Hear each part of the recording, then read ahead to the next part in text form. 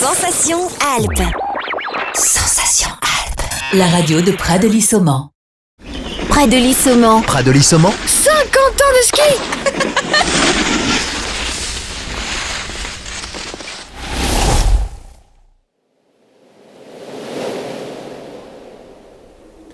Bonjour à tous, bienvenue sur Sensation. Je suis avec André Genin, bénévole et vice-président de l'association départementale des accompagnateurs en montagne de Haute-Savoie, l'ADAM 74, et accompagnateur en montagne. Bonjour André. Bonjour Romain. En quoi consiste cette association? Comment est-elle composée? Quels sont les objectifs?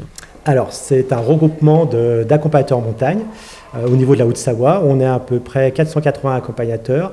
Et dans les années 80, en 1980, l'idée c'était de se regrouper avec un bureau, voilà, président, vice-président, comme toutes les associations, pour pouvoir promouvoir notre métier d'accompagnateur en montagne. Alors du coup, présentez-nous désormais ce que c'est le métier d'accompagnateur en montagne. Faut-il obligatoirement avoir une formation diplômante pour le pratiquer? Complètement, voilà. On est dans le champ des métiers du sport, donc on a tous une formation, un brevet d'État ou un diplôme d'État de la filière alpinisme. En fait, dans cette filière alpiniste, il y a deux niveaux. Il y a le niveau d'entrée qui est accompagnateur en montagne, et après, ceux qui le souhaitent peuvent passer au diplôme de guide haute montagne. Alors ça, c'était auparavant. Maintenant, il y en a qui vont directement sur la filière guide haute montagne. En tout cas, on est dans cette filière alpinisme, et justement, c'est très encadré. L'accompagnateur en montagne, c'est seulement sur de la moyenne montagne? Voilà, on définit le terrain de moyenne montagne. On n'est pas limité en altitude, hein, on peut très bien aller faire des treks en Asie à 5000 mètres. C'est le type de terrain. Donc on n'a pas le droit d'aller sur glacier, et puis on n'a pas le droit d'aller sur un terrain où c'est un encordement qui est en permanence. Voilà. Par contre, des petits passages un peu techniques, ça c'est tout à fait envisageable. Et puis pour l'activité hivernale, voilà, eh bien, on va aller principalement en raquette, sur un terrain où les pentes vont être modérées. Alors faire découvrir la beauté des paysages d'altitude aux vacanciers, c'est le cœur de votre activité, mais pour cela la prévention et la sécurité sont indissociables. Quels sont les risques pour des personnes inexpérimentées qui désiraient s'aventurer en montagne sans accompagnateur? Alors déjà, c'est la connaissance du terrain qui est importante, hein. C'est savoir lire une carte. Vous savez qu'on va pouvoir identifier un petit peu les points clés, les difficultés, la prise en compte de la météo, et surtout l'hiver, la prise en compte du bulletin d'estimation des risques d'avalanche. Ça, c'est une chose importante. Et justement, je suppose que vous travaillez continuellement avec les acteurs de la sécurité des stations, comme les pisteurs par exemple. Comment cela se passe pour programmer vos sorties? Alors, pour programmer, je prendre connaissance justement de ce bulletin d'estimation des risques d'avalanche.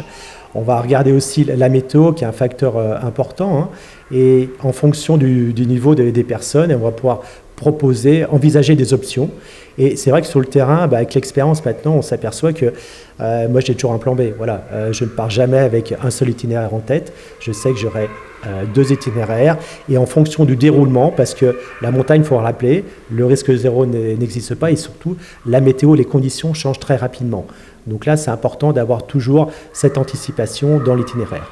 Je réagis là-dessus, j'aimerais que nous fassions un petit topo sur le sauvetage en avalanche ensemble. Est-ce qu'il existe une formation obligatoire pour un accompagnateur en montagne, ou c'est inclus directement dans la formation du diplôme d'État? Dans le diplôme d'État, on a un cursus, voilà, milieu hivernal, une unité de formation de 15 jours qui est très sélective, où là on prend vraiment toutes les connaissances pour pouvoir conduire un groupe en sécurité en montagne hivernale. Donc ça, c'est vraiment très important. Et puis après, il y a l'expérience qui va rentrer en compte. Et puis également, là, depuis 5-6 ans, avec l'ANENA, qui est l'Agence nationale d'études de la neige et d'avalanche, ils proposent de nous former pour être ensuite formateurs auprès du grand public. Moi, j'ai démarré ceci il y a 4 ans maintenant. Voilà, notamment sur la partie sauvetage en avalanche.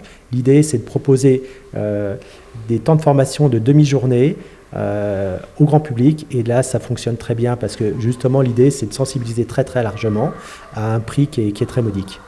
En cas d'avalanche, justement, quelles règles de sécurité sont à mettre en place? Comment réagir dans cette situation un petit peu apocalyptique? Voilà, la première chose c'est déjà d'alerter, connaître le 112, le numéro d'appel de secours européen. Donc on passe l'alerte, et ensuite, en fonction des conditions de l'avalanche, on va essayer si on est équipé un petit peu matériel DVA, appel sonde, eh bien d'aller faire la recherche, et puis d'aider au mieux le secours professionnel. Ne pas prendre de risques si on ne se sent pas capable de le faire, notamment. Complètement, voilà, ce risque de suravalanche, il peut être toujours omniprésent, donc c'est important d'identifier justement quelle place, quel est notre rôle le plus important dans la situation. Merci André Jaunin d'avoir été avec nous sur Sensation. Merci au Soldanel pour ce lieu de tournage. Je rappelle que vous êtes bénévole et vice-président de l'association départementale des accompagnateurs en montagne de Haute-Savoie. Vous pouvez retrouver cette vidéo en podcast audio et vidéo sur notre site, application et YouTube Sensation.